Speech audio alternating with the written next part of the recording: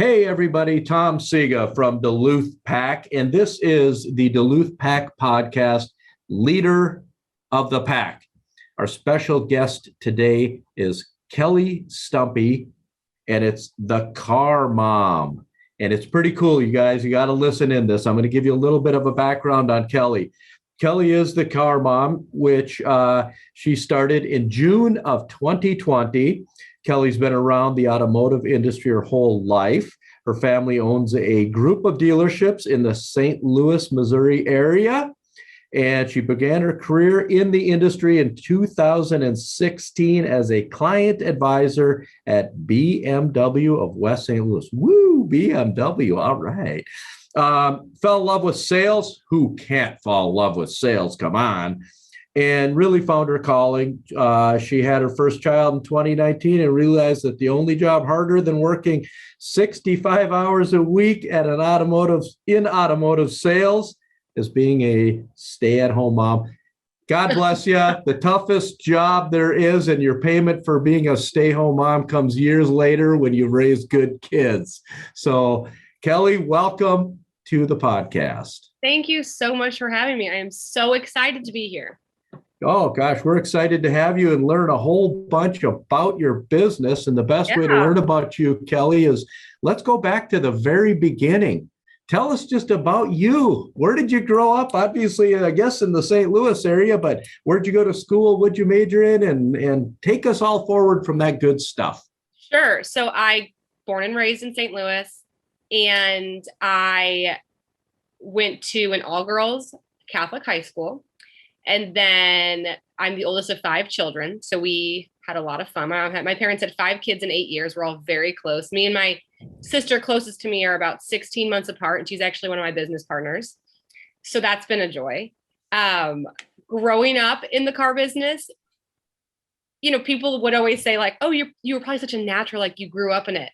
And I always have to remind people, like, when you grow up in the car business, you just go visit your dad at the car dealership and like get balloons and like get $5 in the snack machine. Like, I wasn't like really immersed in the business or what it was like to sell cars or be around this selling of cars. And it's funny, when I started selling cars, I looked at my dad and I'm like, Dad, I've never bought a car. Like, you've never bought a car. I never seen anyone buy a car. I didn't even know you had to pay sales tax on a car. Like, I had no idea what I was doing, just because we always grew up driving demo cars. So all of us would get a new car every 4,000 to 5,000 miles. My very first car was, I guess it was like a 2010 Hyundai Santa Fe. It was metallic blue. I named it Fish Boat because it looked like a fishing boat. And I loved it. And then shortly after that, I moved on to my next car, and I've driven, I feel like almost every vehicle out there. Which is probably not a bad thing to do if you're going to be in the car business. It's funny how it kind of all actually was the perfect thing. And then for college, I actually was a really big equestrian. So I actually went to a small college called William Woods University, and I actually majored in equestrian science, which is a fun fact. So I grew up riding and showing horses, and then I did it all through college. And now I haven't ridden a horse in 3 years. So that's that. Kids will do that to you. Yeah. I like to say I'm still working with horsepower in a way. But yeah, so I went to a small college and majored in horses. And obviously I graduated, and my dad's like, so now what? And I'm like, good question. Didn't think about that. And so he's like, well, why don't you just try selling cars? And I was like, absolutely not selling cars. And one of the reasons I was so hesitant was because I had seen my then boyfriend, now husband, Tyler, who's about 3 years older than me. He tried to sell cars for my dad when we were dating. And Tyler is Mr. Personality. Way more of a personality than I do. Like, instantly everybody's best friend. And he got into it and was horrible. He was the worst salesman ever, which was so good because he was Mr. Personality. He never even made draw. So in the car business, you have a draw against commission. So basically you get paid a little bit of money every week. And then at the end, you have to pay that back. And then you get whatever left over is your commission check. Mm-hmm. He never even made draw. I think the most he ever sold was like 5 or 6 cars in a month. He was so bad. But he did, to be fair, he has redeemed himself since then. So I can get to that later, but so I was like, I'm not selling cars. Like, Tyler couldn't even sell cars. I've never bought a car. Like, why do you think I can do this? He's like, well, I don't see the equestrian science degree working out. And I'm like, okay, again, fair. He's like, so let's just try it. But you have to give it a whole year. He's like, if you get in here, it's going to be hard and you have to give it 1 year. And he's like, at the end of the year, no matter what, you are going to be more well-equipped for the workforce, which I mean, and I think anyone listening to any sort of customer service position, like we're all better people if we work it, whether it's waiting tables or working even like in retail. Like if you work in a customer service position, you leave a little depressed, but also knowing how the world works a little bit better. So absolutely. He throws me at the BMW store, which I thought was an interesting choice. Because I was kind of like banking on like selling to people I knew. And I'm like, well, no one I know can afford a BMW. So he puts me at the BMW store. And then here I find myself 22-year-old Kelly, who's never bought a car, sitting across the table from men 2 to 3 times my age talking about a $70,000 car. I'm like, what the freak are we going to talk about? I have literally nothing in common with these people.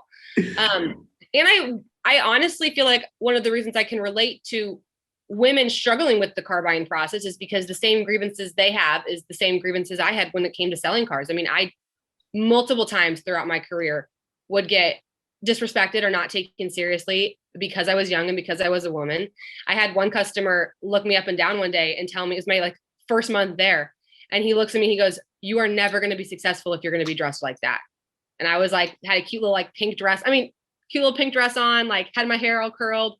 It's like, you just have to like cut your hair and wear baggy clothes. He's like, you're never going to make it dressed like this.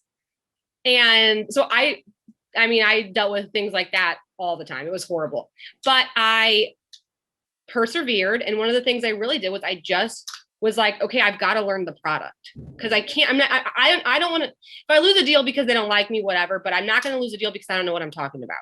So I started in June. I spent from June till end of September. I didn't even take a lot of customers and I just learned the product. I had a whole binder of everything about the BMWs, the history of the BMWs, what every feature meant, what every trim level meant, what the horsepower. I memorized all the horsepowers and torques. Didn't even know what they meant. Still don't, but I knew it. I knew what it was. And I really just kind of faked it until I made it. And then my 3rd month selling cars. So the end of October, I ended as salesperson of the month. No kidding. It was so fun because they every month there's a new salesperson of the month, and then you get a little plaque over your name. And they had to make a new one because it said salesman, and I was not a man. I was the only female on the sales staff. All right. They had to make a new one that said salesperson. So that was fun. Good for you. Look at you, making changes everywhere. Yeah. So I just loved, still love selling cars. It's so much fun. I got my groove. I got more confident. I also started realizing that there's not just old men buying BMWs. There was a lot of super successful women and families also buying BMWs. And we sold used cars too. So I also was able to sell a lot of used vehicles. I sold some cars to some friends, sold some cars to some people who I would be more likely to like hang out with. So it was a really fun experience. And then in June of, so then I sold cars for about 18 months. Me and my husband got engaged. And then the fun thing was my husband saw my success and he's like, come on, I know I could do this. And I'm like, I know, Tyler, you just like, you didn't like, I don't know what he did wrong. Maybe it was just like the store he was at, or how he was trained. So there's this thing called a tent sale, which they're not really around anymore, but a tent sale was when we took all of our cars and we went to a mall parking lot and had a big sale. And we would work, it was 4 days and you worked 15-hour days. I mean, it was out in the heat. It was exhausting. But me and my husband were getting married and we had a honeymoon to pay for because they pay well. So I was going to go because I was working at the dealership, and we convinced my dad to let Tyler try it out too. Because you need people because we're just slammed, and he at least knew how to do the paperwork. So you were looking for a warm body because he already proved how good he was at selling cars. I was like, if nothing else, like you can help me, I'll sell the cars and like you can fill out the paperwork. Or because I mean, it's just go, go, go. So we ended the 4-day tent sale, and I think we sold 12 cars in between us, and we made about $6,000 and got our whole honeymoon paid for. So, and he did very well. So he did in fact redeem himself, and he's better than what he was when he first tried it. Well, I was starting to feel bad because now you got me throwing him under the bus, and I haven't even met him yet. He's going to have a complex by the time we're done with him. So anyway, so then we got married, and then we started to think about, growing our family. And I really looked at like the retail hours of the automotive business, and it just wasn't going to pencil for me. And, I don't even know if I felt like I could have gotten probably, you could like ask for more flexible hours or do more things. But bottom line is it's like people buy cars in the evenings and on Saturdays. Like we're just not that busy Tuesday at 9 a.m. So I don't fault like my dad for not like giving me better hours. Or I don't fault even the auto industry for making us work those hours. Like at some point it's retail hours, and that's when people can be there. So I had to leave the car business, the selling of the cars, which sucked because it's just what I loved about it. And I left and I started to do some more like operational type things.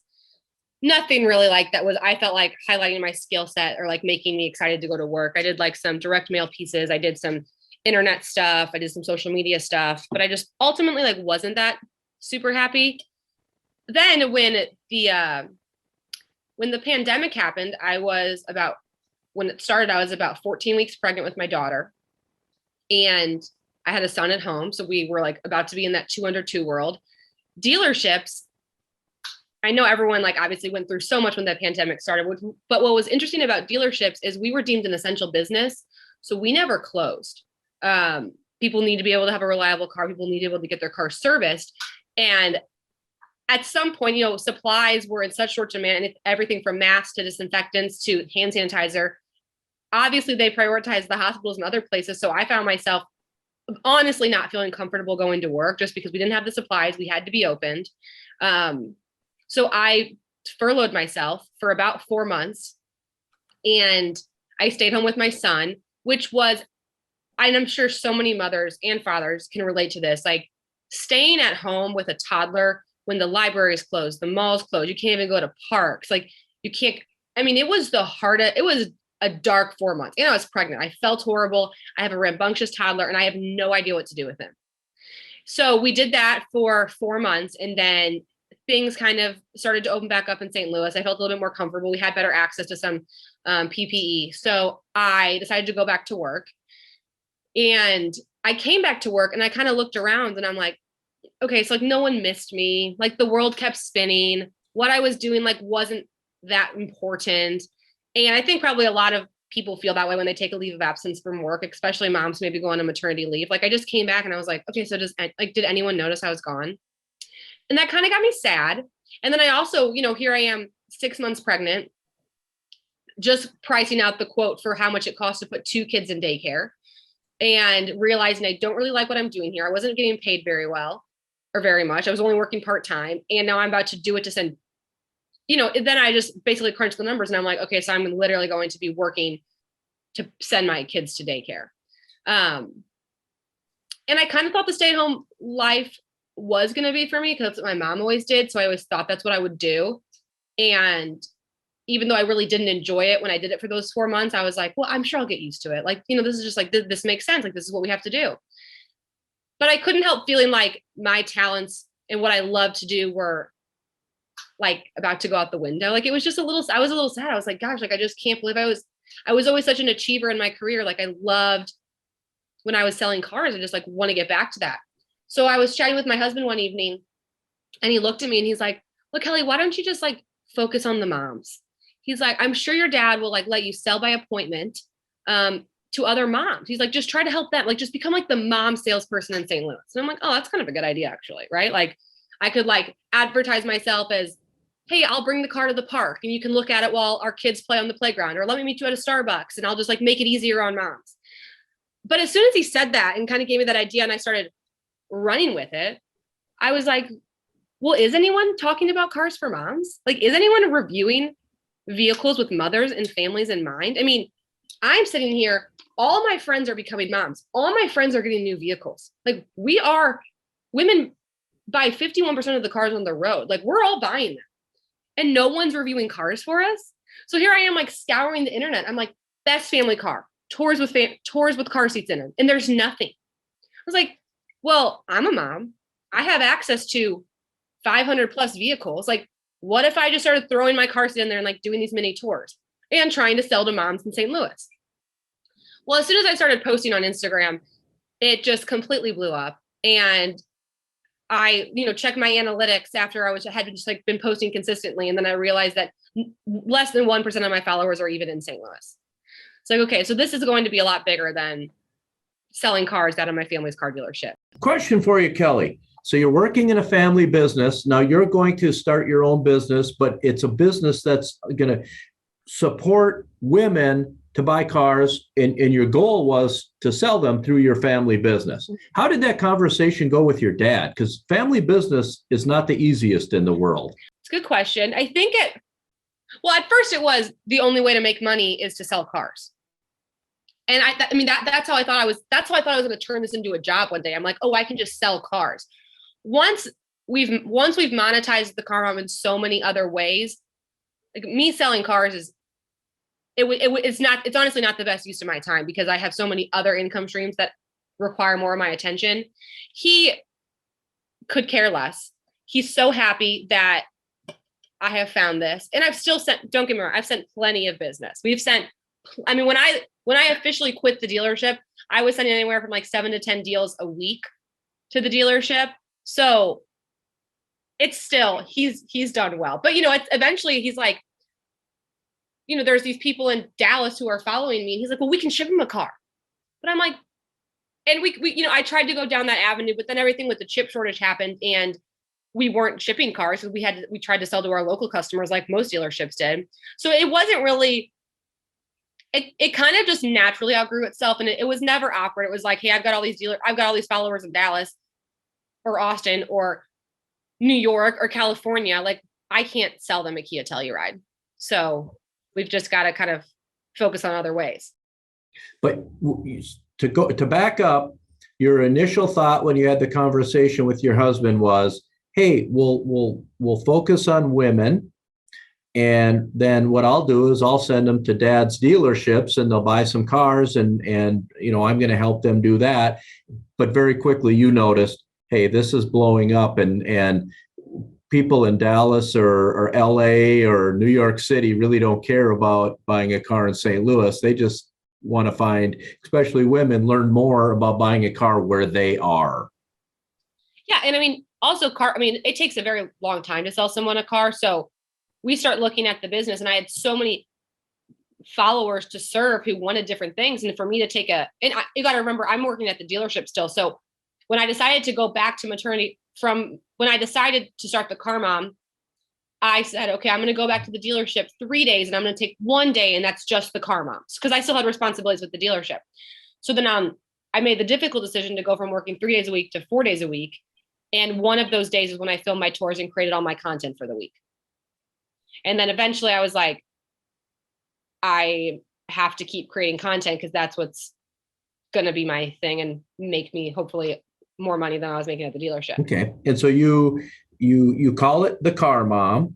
And how are you reaching out to, how did you start reaching out to the women out there or guys too? A lot of guys can learn from this as well.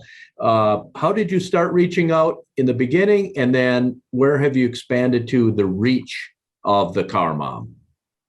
Like how we advertise? How you advertise, what platforms are you on, all of those things. So we started on Instagram, honestly, just because Instagram was the platform I was the most comfortable using. And I also know that there's a lot of moms on Instagram and it's easy. I was, pregnant or nursing a baby and I would always scroll Instagram. So I thought that was like a good place to reach mothers. And I started just posting tours of what we had on our lot. So I would take my son's car seat, I would put it in a car, I would take my son's stroller, I would put it in the trunk, and I would just say what I liked and what I didn't like. And I just did those little tours on Instagram. The way that I advertised in the beginning was I would just go on Facebook groups. There's a lot of mom Facebook groups out there. So I'm in groups, anything from St. Louis moms to millennial moms to moms with babies born in May, Peloton moms. There's so many mom groups. And I would just, any group that would accept my posts, because a lot of them don't accept posts related to self-promotion. I would say, hey, I started reviewing cars for moms. If anyone has any questions or has any tour requests, let me know. So I would do that a lot. And I probably got about 1,000 followers doing it that way. And then the rest has just been word of mouth. I've never done any advertising or crazy loop giveaways to grow. I've just post very consistently and had a lot of great word of mouth. And once we went full time once my daughter was born and I was doing these tours, the frustrating thing about Instagram is Instagram doesn't monetize your views where other social platforms do. So for me to do a tour, I've got 2 kids. For me to do a tour, I have to pay, and I'm not saying like, woe is me, like I need to be compensated, but I spent a lot of time and money to produce these tours to then get not compensated for them. So I would have to get childcare. I had to buy a camera. I had to hire a camera person to come at the time because I didn't have anyone to film me. I had to get my car seats there. I had to arrange it with the dealership. And then I'd post on Instagram and like, I'd get a lot of likes, but I was like, oh my gosh, how am I ever going to make this a career? So we ended up switching to YouTube because YouTube pays creators for their views. And now it's funny. Now Instagram's like finally realizing like, oh, maybe we do need to be paying for views. And what I love about getting paid that way is it costs my followers nothing. Like I'm going to make the content, just watch my stuff. And then it allows me to do it. So we decided to switch to YouTube in November. I did my first tour when I was 5 weeks postpartum, which was a horrible tour. And I did it all by myself. It was freezing. Like I still wearing my maternity jeans. Like it was just not it. I felt horrible about it. But I did it. And that was step one. And we've grown we just hit 50,000 subscribers on YouTube last week. Wow. And congratulations. Yeah, that's awesome. We just hit 4 million views in 2021, which was really good. So it's been YouTube. So that's our platform, YouTube. So it's mainly YouTube and Instagram. We do have a Facebook group. And so you get paid because you're bringing a lot of content to specifically YouTube. And the more views you get, YouTube app actually compensates you because YouTube can then advertise to the people coming to your site. Yeah. And what's cool about YouTube and automotive world, because we've done a lot of research on this, is so like other creators, so you get paid per 1,000 views. So other creators would get paid like, especially if you're like a beauty creator or a vlogging creator, you'd get paid about $4 to $5 per 1,000 views. But automotive, because it's a bigger purchase, our advertisers pay so much more. So like Lexus pays more to be on my page than like Maybelline would pay to be on like a YouTube or a makeup bloggers page. So our CPM or our views per 1,000 is anywhere from $13 to $26 per 1,000 views. So I mean, we do fairly well. We make about $7,000 a month off YouTube, which is great. So we'll take it. That's your gross income, but people have to realize that you have expenses that go into running a business, and you have a lot of time you're putting into this. So when you say you're making $7,000 a month, a lot of people are probably thinking, oh my gosh, I need to start one and compete with her. Look at all the money she's making. But people don't realize you had to buy the camera, you have to have photographers, you have a business to run. There's a tremendous amount of expenses and capital that go into running that business of yours. It's very hard. I mean, it's me and 2 other girls' full-time jobs to produce the Car Mom. So what are the biggest challenges that you see that you try to educate your followers on when you're doing a video? I think that the biggest mistake I see families make when buying a new car is they don't properly forecast their family's growth, which forecasting family growth can be very difficult to do. Like, for example, so I have 2 kids right now. Let's say I'm going to go out and buy a car. I am going to buy a Atlas Cross Sport because I'm only going to have 3 kids. So I only need 3 seats or whatever. Or if you're a first time mom and you buy a Kia Telluride because it tells you it's an 8-passenger car, you only have 1 kid. Like this car can grow with your family. I'm going to buy this car. And I'm going to finance it for 84 months because I'm going to have it for forever. I'm going to drive it till it dies. And then I've just seen it time after time again. Families quickly realize how quickly they outgrow vehicles, or they don't understand the mechanics that vehicles have for different car seat setups. So if I like to pick on the Kia Telluride because it's a good example. But the Kia Telluride is advertised as an 8-passenger car. Can't fit 8 of anything. There's 8 seat belts, but you can't fit 8 humans in that vehicle, especially not when you add car seats. The way that, for example, if you look at the 3rd row, there's only 2 tether anchors. Tether anchors are required for forward-facing car seats. You need them.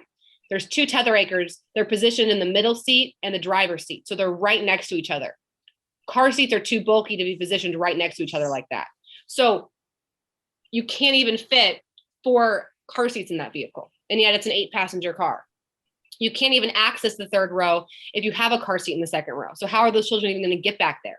And then time and time again, people, get into a 72-month loan, and then whoops, it's twins. And now they physically cannot fit into the vehicle anymore. And then families are faced with really hard decisions that can really put them in bad financial situations if they try to get out of a vehicle too early. If you buy a car, if you buy a Honda Pilot, you tell yourself it's going to grow with you. 3 years later, now you have 3 kids and you are absolutely busting out of that vehicle. You just can't get out of a car 3 years into an 84, 72-month loan. It can be very difficult and you can be upside down in the vehicle. Can you explain to somebody, the listeners out there, what upside down on your vehicle means? Yes. Upside down in your vehicle means you owe more on your vehicle than it's worth. So if you came and you're like, I gotta get out of this Honda Pilot, and you owe $32,000 on it and it's only worth 25, then you're out of equity. So there, you can do things, you can carry that, in some situations, you can carry that inequity into the next vehicle, but then it, again, just makes your payments higher, and then it's not the smartest thing to do. So that's, I try to show people how to forecast their family's growth, why it's important, and how you realize, like, hey, by the time you fit 2 car seats in here, like, this is not the family hauler you were expecting it to be. So maybe at this point we ought to be looking at something like, XYZ versus what we had in mind was car ABC. But now I'm learning that, wait a minute, if we're going to expand our family in the future, hey, this may not work. I may need to be looking further down the line, and maybe I need to look at, because interest rates are good, a longer loan on it, because we don't need this whole car right up front, but we will as our family expands. And I'm a huge advocate for leasing for growing families, because the benefits of a lease is you get a safer, more reliable car every 3 years. So I like it because, 1, it makes your payment lower. 2, I can't tell, the cars are going to be safer in 3 years. They're going to be more reliable in 3 years. They're going to be more fuel efficient in 3 years. And then you don't have any sort of, and then, in 3 years, if you have more children or your family's grown, then you are in a better position to get out of a vehicle and not have to worry about any sort of inequity. But it's really just, I sell a car shopping workbook, and in the car shopping workbook, there's a family planning map. And it's really just an exercise for families to do, for it's like, every year you plan to own the car, I want you to draw where everyone's sitting. So like year 1, I've got George here, Hattie here. Year 2, okay, I have George here, Hattie here, but now George is in a forward-facing car seat. So in the forward-facing car seat, do I have the hardware I need in that seat I want him to be in? And like, you check it in the car. Okay, year 3, I've had a third baby. Okay, so now George, my oldest, will probably move to the third row. Hattie's also forward-facing now. Now the baby's here now. So like, just actually working through, and you obviously you can't plan, but just to even go through the exercise of realizing, oh, by the time this card's paid up in 6 years, I'm going to have a 7-year-old, a 6-year-old, and 2 other babies. Is that car still really going to work? Sure. Is that going to work for carpool? Yeah, exactly. That's things that we don't think about. I mean, my kids are your age, so I don't have to worry about car seats at this point, and unless they're grandbaby car seats. But from that standpoint, those are things I know that we never looked at back in the day, and you just bought a car you wanted at the time. Kelly, question for you. You talk about young families leasing versus taking out a loan and buying a car, and that you're an advocate of leasing. Let me challenge you on something there, and that would be, and this is the business person in me coming out saying, all right, but at the end of my lease, I have no equity. I've spent all this money, but I end up with no equity, where in another car, we get it, everything depreciates with time and use. But at least if I buy the car, when I'm done paying for it, I have equity in it. I would tell you that 3 years into a 72-month loan, you also don't have equity. So what's it matter? It's not right for everybody, but if the only way you can afford that newer car is to do extended terms, or if you want to buy a new car every 3 years, 3 years into a 6-year loan, you don't have equity either. Mm-hmm. Absolutely. So it's a wash. Okay. So, but if you keep that car for 6 years, you would have an equity. But what you're saying is, with growing families, the cars probably turn a lot faster than that because of the growing families. The needs change as kids grow, and you go from just hauling your own children around to all of a sudden I'm a soccer mom and I have everyone else's children in my car as well. Okay. I mean, leasing, I know leasing is a very controversial topic. And people say it's the most expensive way to own a car. And my challenge is it isn't an expensive way to own a car. It is one of the least expensive ways to own a new car. Because your payments are less. Your payments are less. I mean, I totally agree. It's more expensive, but if you're someone who is in the new car market, has the budget for a new vehicle, once the option, and I also can't look at a family who is in the new car market and tell the car is going to be safer in 3 years. The cars are going to be more fuel efficient in 3 years. And what people don't realize about a lease is at the end of the lease, if you love that car, you have the option to buy the car for whatever that residual amount was. So the people who are killing the game right now are people who leased 3 years ago, because now used car prices are up 25% because they leased 3 years ago and Volvo told them they could buy that XC90 for $33,000. They get to buy that Volvo XC90 for $33,000 and then they can go sell it after they buy it because now it's worth 48. So leasing protects you from whatever the market's doing. And again, I'm not saying it's the most affordable way to buy a car. That's not what I'm saying. I'm saying it's the most affordable way to buy a new car. Absolutely. Good. And get out of it every And year. I just wanted to make sure everyone knew that there's the pluses to leasing, and then there's also pluses and minuses to both. And you're in the business, and to let people know about that, because I think a lot of people out there get confused when they're under pressure to make a decision to buy a car, and all of a sudden it's like, well, do you want to buy or lease? And you can lease it more inexpensively month by month. But if you buy it, it's this, and to help educate them like you just did there. What, Kelly, are some of the parts of the car that you would key in on? It sounds like the seating arrangements for families, which you've said, but when you're doing a YouTube, what are some of the key things that I'm going to hit on this virtually every time I do a video? It's a good question. So I like to make my tours very much myself, and I like to make them entertaining. And I also like to, my goal in every tour is I want you to feel like I'm your BFF and we're looking at a car together. So I don't want them to be overly professional. I don't want them to be, I don't want to use the word casual, but I really take time to say, hey, is your family going to fit? Hey, is it safe? And then I focus on the features that the mom would care about a lot, or whoever's driving the vehicle. So I put a lot of emphasis on storage, cup holders, trunk space, and then like the fun convenience features, like a power tailgate, the comfort features, like a heated steering wheel, because I feel like as mothers, we give up so much of our identity to become moms, everything from our bodies to our careers to our social lives, that I think like one of the last things we're holding on to is how we feel in a car. And we spend so much time in our vehicles. So I want to make sure that the mother feels like herself in the car. Like, I don't know. I'm just like, do you feel cute going through the Starbucks drive-through? Like, are you got a nice heated seat? You got plenty of cup holders. Like the kids are happy back there. But like, how do you feel? So that sounds silly, but I put a huge emphasis on how the car looks, how I feel in the car, and then what the features are that would make the everyday mom's life a little bit easier and comfortable. Can you talk about some of the features that you believe make a mom's life better with her vehicle? 100%. Keyless entry is like my number one. Like, don't know if I could live without keyless entry. So, and if you have an older vehicle, keyless entry means you can just have the key on your person. So like in your diaper bag, in your purse, and then you just go up to the door handle and the car will lock or unlock. So like, you don't have to know where your keys are. Like, I literally never know where my keys are, but I know when all my crap's in the car, it starts. When all my crap's out of the car, it locks. So don't know where they are, but you know. It's funny you say that, because my wife's car has that. My truck does not, but my wife's car has that. And I always, when we're going together in her car, I hit the key fob to open the doors, and she looks at me and says, "You don't have to do that." So that's a great one. I also love power tailgates. And that feature is so important, because if you've ever tried to close your trunk with holding a baby in one hand and a diaper bag in the other and try to like, it just doesn't pencil. So I like being able to hit a button and walk away. That's a great feature. I also, there's been some really cool new features coming out from the manufacturers things like cabin talk.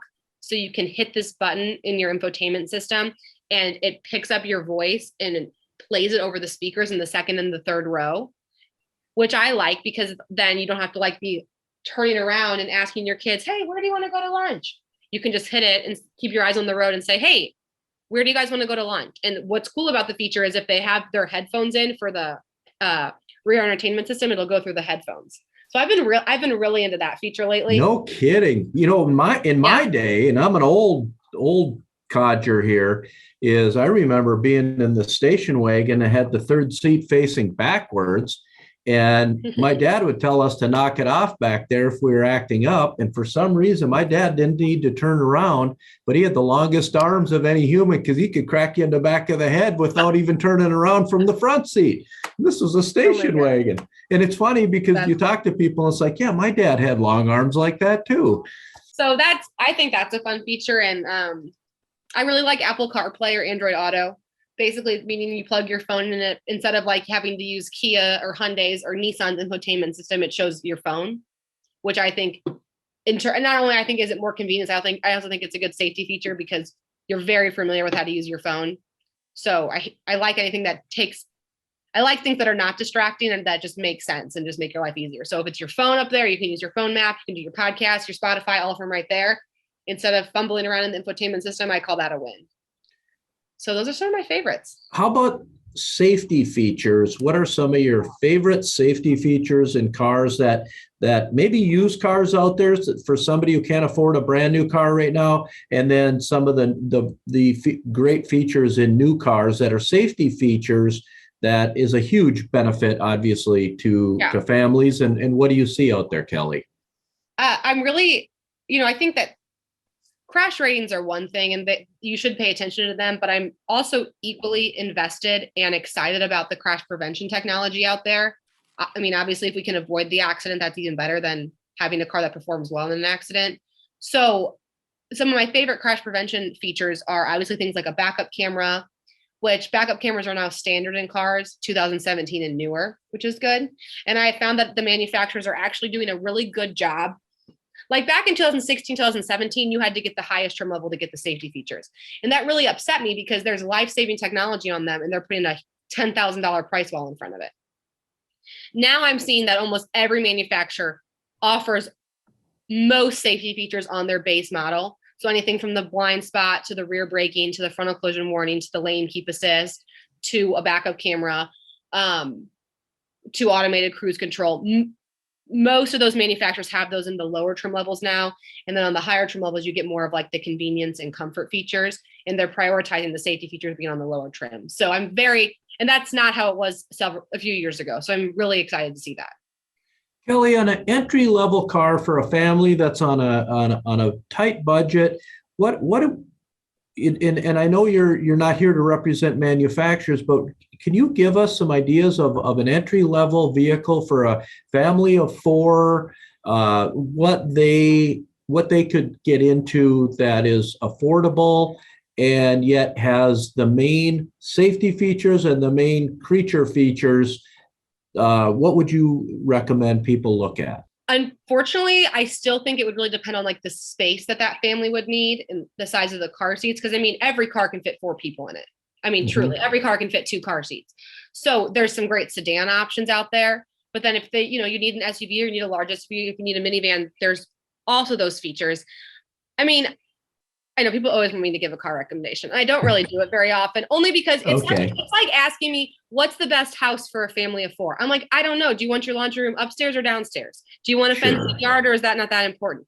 So, I mean, and then like, how long do they want to keep the car for? Because then I like have questions about like reliability. And then ultimately, if it's you'll get more bang for your buck if you go the used car route too. And then that's a whole other animal. So, sure. I mean, I definitely have like personal favorites, but I don't know. I don't really give like my stamp of approval on this car for a family of 4. It's just too, and I genuinely would if I could. I just don't, I don't know how. So if anyone has any ideas on how I could, let me know. Families are so different. Okay. So Kelly, what are some of your goals for your business moving forward? One of our biggest goals is to be able to hire more moms. I think that I feel though I feel so privileged to be able to make money working a flexible schedule. I feel so happy that my sister can do it with me. I feel so happy that we have another girl, Becca, who's able to do it with us. And when the time comes, like we really want to be able to give that gift to more moms. I mean, I think that moms are the most underutilized resource in corporate America. There's so many educated, experienced mothers out there. And unfortunately, the world just isn't set up for us. I mean, how the heck does corporate America go to 5 and schools get out at 3? Genuinely, what are families supposed to do? It's just, the world is just not set up for mothers. And it's a shame. And I want to be a part in changing that and offering some flexibility. And I mean, I know what a mom can get done in a 2-hour nap versus what like a 26-year-old college grad can get done in an 8 hours. I'd put them head to head. I would put them head to head and I'd take the mom. I just think that they are just so productive and so good at multitasking, and not to like go on and on about them, but that's my number one goal by far. But my other goals is, we want to continue to grow the platform. I want to make a platform that's more accessible for other mothers' opinions to be shared. I mean, I'm just one mom and I have one set of preferences and one age of children, but I would like to have like a more collaborative platform eventually. So do like some guest, and we've started it a little bit, but I'd like to get a lot of like guest contributors on my blog, and they can like write about why they chose the Honda Pilot over the Subaru Ascent, or why they finally upgraded to a minivan, and just be able to share more mom stories. That's really important to me. And just want to, I want to have 1 million on YouTube. I want to have 1 million on Instagram. I want to make some more money, have some fun.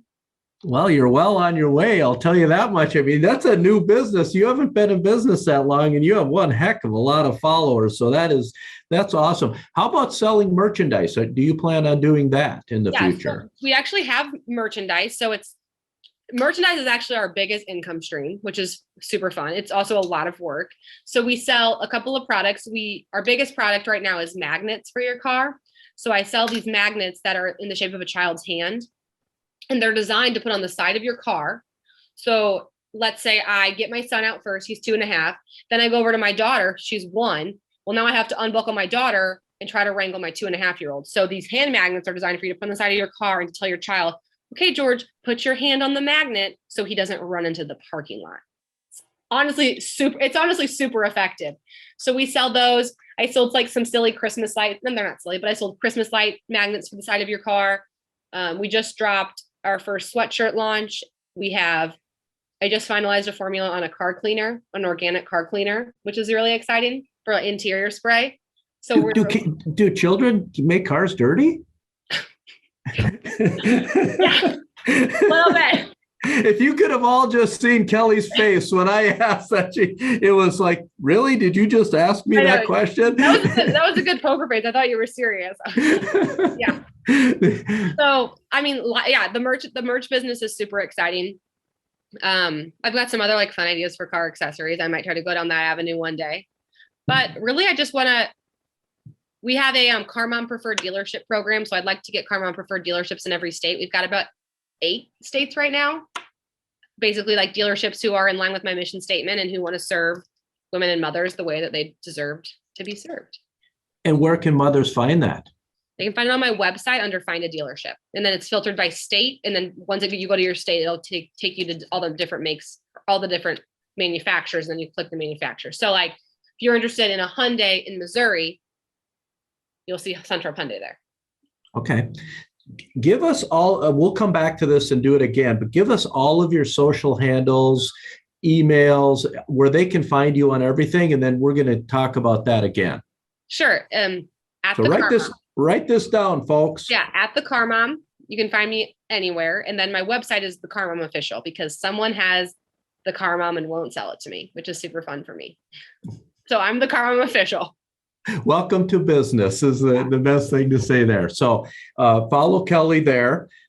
We have several more questions for her. What advice, Kelly, would you give young entrepreneurs looking to start and create their own successful business? I think it's very easy to have a business if you have an engaged audience to sell it to. So I think that it's one of the most we didn't make our first dollar in the Car Mom. We started in June. We didn't make our first dollar till January when we came out with our car shopping workbook. So I think that just being able to provide educational content, entertaining content, engaging content, building an audience, building a community, and then launching a product, I think is the best way to do it. I mean, it's the only way I know how to do it. And it's been really successful. And people love, my following wants me to succeed so bad. Like they love seeing the journey. And I'm very transparent with the ups and the downs and the income avenues. Cause I just think there's not enough transparency, especially in the world of influencing or entrepreneurship. Like I frequently like share screenshots of, here's how my YouTube month looked last night. And like, yeah, that's maybe like a little taboo, but I'm not hiding anything. I mean, I'm investing every dollar I make back into the business so I can provide more content, but it's been able to give me an audience who like loves my transparency and just genuinely wants me to succeed. And they support me in so many different ways because I've also given so much to them. I just was a speaker at this big conference last weekend in Orlando, and my topic was on how to be successful on social media. The number one way to be successful is to every post you create, you need to provide one of four things. You either need to empower, engage, educate, or entertain. It's called the 4 E's. So every post I make sure it hits one of those things. Sometimes I make sure it hits 2 because I feel like an entertaining post that's educating and engaging is like going to do way better than a post that's just engaging. So really making sure your content focuses on those is the easiest way to get an audience who trusts you, wants you to succeed, and will support you. Kelly, question. This one just popped in my head. It's not even on the list that we have here. And that is families with dogs. What's some advice on vehicles and where you would go with pets and what you can educate us on? So, best practices is that anyone with a heartbeat needs to be restrained properly. So I think that families, and I'm not going to say what I do or what I don't do and what you should do, what you don't do. I'm going to tell you what the best practice is, but buying a vehicle so that your lab can lay in between the seats and not be properly restrained does put the vehicle for a higher risk of the dog becoming a projectile. I know this is morbid to think about, but I see families all the time who are riding in their vehicle and they have a child in the third row. They put half of the third row down with the dog. Well, God forbid, like you get in the collision, that dog is now a projectile and you have it next to a child. So it's really important to make sure that any animal is restrained. Either they sell some like restraining harnesses, which are safe and do work, or I recommend putting the dog in a trunk in a kennel. Perfect. Thank you. Because I don't think people think about that enough. Kelly, you had mentioned earlier, you said chip shortage. Mm-hmm. And I know what that means, but people might be thinking that Lay's potato chips is going out of business or something for moms with kids in the car when they're going to try to, make the seats all dirty. Can you explain what the car industry is going through with a computer chip shortage and how that's affecting that business and your business? Sure. So like so many industries, the automotive industry specifically is dealing with some serious supply chain issues. And the number one supply chain issue we have is on semiconductor chips. These semiconductor chips build the car. The average car takes about 1,300 to 3,000 semiconductor chips. So when I started this, I thought it was like one chip per car. I'm like, what's the big deal? No, in fact, it is thousands of chips per car because these cars have so much technology on them. Those same chips are used by every other electronic system out there, TVs, computers, cell phones. So when the pandemic happened, we saw a huge increase in people needing computers, new phones, things like that. Also, factories were closed. So it's caused this, and the automotive business seized up. They're like, stop, we don't need any more chips. Like, we're going to go through this pandemic. What's funny, though, about car sales is they never slowed down during the pandemic. So everyone was wrong. We had some of our very best months in April of 2020. It was our very best month. My theory, everyone's vacations got canceled. They decided to go out and buy a new car instead. The automotive business, we have not wavered. We have done amazing. Everyone has, except for now we can't get any cars. And And we're getting, in my opinion, I think we're getting very little support from the manufacturers on when we're getting these vehicles. It's not making for a great customer experience. And that's why you're seeing used car prices so high. And that's why you're seeing thousands of dollars markups on the new vehicles. It is not because the dealership wants to charge. I mean, they might want to charge that. But bottom line is we have two. We have two Kia Tellurides. Those are the only two we're getting for the month. So they can charge a premium. What's interesting is some manufacturers have started to do some things, which I have very mixed on. I actually think that they're pretty shady. They've stopped putting certain features in their cars to save on chips. So for example, BMW and their SUV. So picture this, a BMW X7, it's a $100,000 SUV. They just stopped putting touchscreens in their cars because it takes some chips. General Motors just said they're not going to put heated seats in their new vehicles anymore because it takes some chips.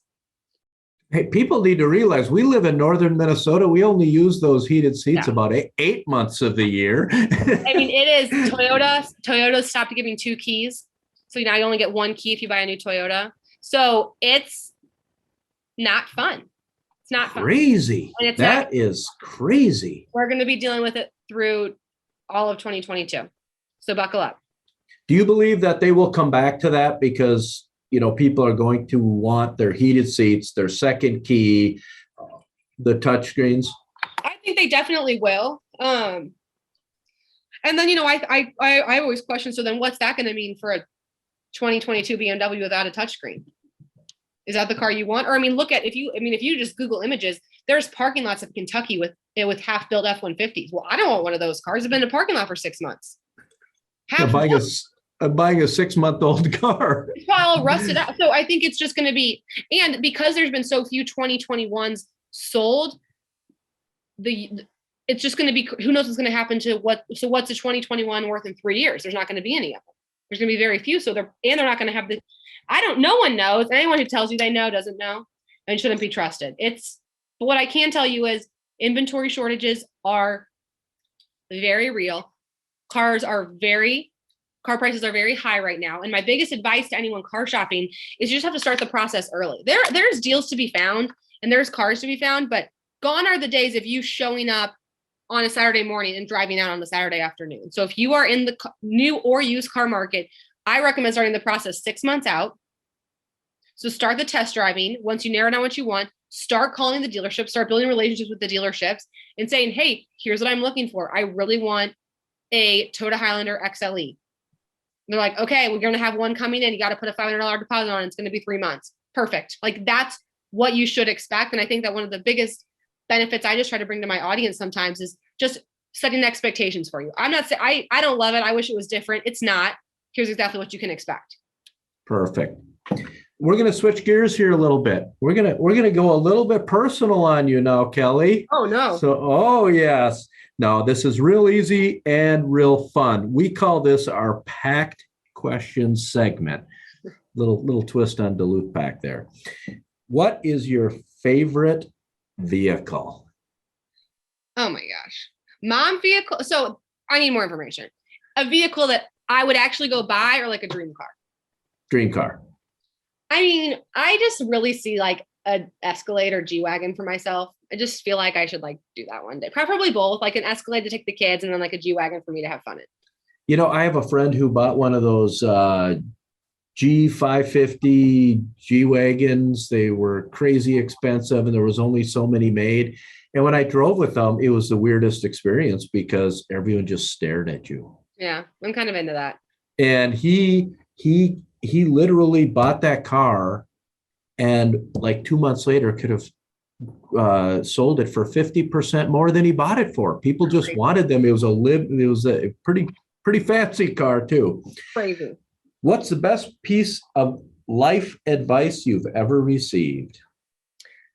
Okay, this is like probably not like the most exciting one to share, but I think it's especially helpful, especially for anyone starting out in the work world or customer service. One of the best pieces of advice I got was from a finance manager because I messed up. And basically what happened was this customer said we ran his credit without his permission. And I was like, oh my gosh, I'm so sorry. We will fix that. We can't fix that. Also, we didn't. But the point being like, so the finance manager looked at me and he goes, Kelly, if you can't do it yourself, never say anything that you can't physically do. Never promise anything that you can't do. And that's really carried me on. Like, so many different situations in my life where I'm always like, I will look into that for you. I will let you know what I find out. But ultimately, if I can't do it, you don't want to say, to save face, we'll figure it out. We'll get it taken care of. Don't worry about it. You just say, you know what, I'll have to look into it. Which, I mean, I'm telling you, it's taken me very far in life. Awesome. Great advice. What's Kelly's favorite movie? I'm not really a movie person.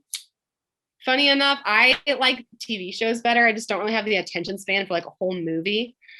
And I also like reality TV, like The Housewives and The Bachelor, and all right. I can make fun of me for that. But my That's husband, okay. yeah, my husband's a huge movie guy, so we never can agree with what to watch. I just don't really, I couldn't even tell you one if I tried. Okay. And biggest fear? Oh, birds. I'm terrified of birds. When I was 7 years old, we had a reef on my parents' front door, and I was coming home from swim practice, and I opened up the door, and the bird flew into my hair and got tangled in my hair. And I've honestly never recovered, and I am so scared of birds. Like, like we'll walk the other way on the sidewalk if there's like a goose. I can't do it. Well, because a goose might chase you down, and they might be bigger than your kids these days. No, thank you. Folks, we've been talking to Kelly Stumpe, CEO and founder of The Car Mom.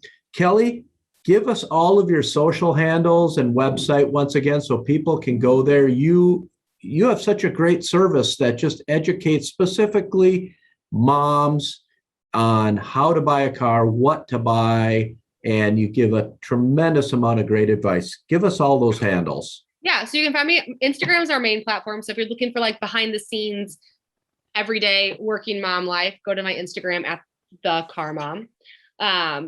If you're looking for like more formal YouTube tours and car buying tips, you can go to my YouTube channel, The Car Mom. And then if you're looking for any sort of free resources, consultations, shopping our products, you can go to thecarmomofficial.com. Awesome.